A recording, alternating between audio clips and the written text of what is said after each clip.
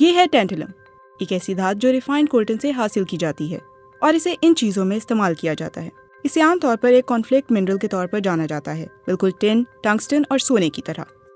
یہ سب دھاتیں eastern democratic republic of Congo کی کانوں سے حاصل کی جاتی ہیں، جہاں ابھی جنگ جاری ہے۔ لیکن یہ کانفلکٹ منرلز کیوں کہلاتی ہیں اور ان کا متبادل کیوں نہیں ہو سکتا؟ دراصل یہ ہماری الیکٹرانک ڈیوائسز کی انٹرنل ورکنگز کے لیے بہت اہم ہے اور اس کی درکار مقدار بہت کم ہو سکتی ہے، لیکن ٹینٹلم کے بغیر آپ کا فون اتنا ایفیشینٹ نہیں ہوگا اور آپ کی آڈیو کالز اتنی صاف نہیں ہوں گی۔ یہ بھی معلوم کرنا مشکل ہے کہ یہ دھات دراصل کہاں سے آتی ہے۔ دنیا بھر کی کولٹن کا کم از کم 40 سے 60% مشرقی DRC سے نکل رہا ہے۔ مگر پچھلے سالوں میں ایک مقامی مسلح گروہ M23 نے علاقے کے کچھ حصوں پر قبضہ کر لیا اور اہم کانکنی کے مراکز کو اپنے قبضے میں لے کر انہیں آمدنی کا ایک اہم ذریعہ بنا لیا۔ یہاں دھات بھاری مشینوں سے نہیں نکالی جاتی، اس کے بجائے ہزاروں افراد کھلے گڑھوں یا زیر زمین سرنگوں میں بیلچوں کے ساتھ کام کرتے ہیں۔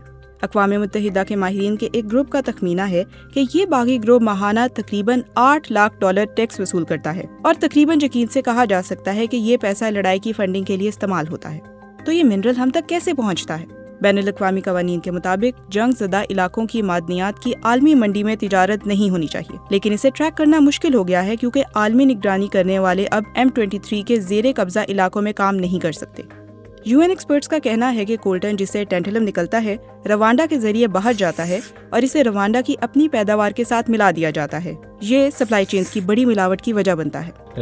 روانڈا کی کولٹن برآمدات کا ایک بڑا حصہ مشرقی کانگو سے اسمگل ہو کر آتا ہے۔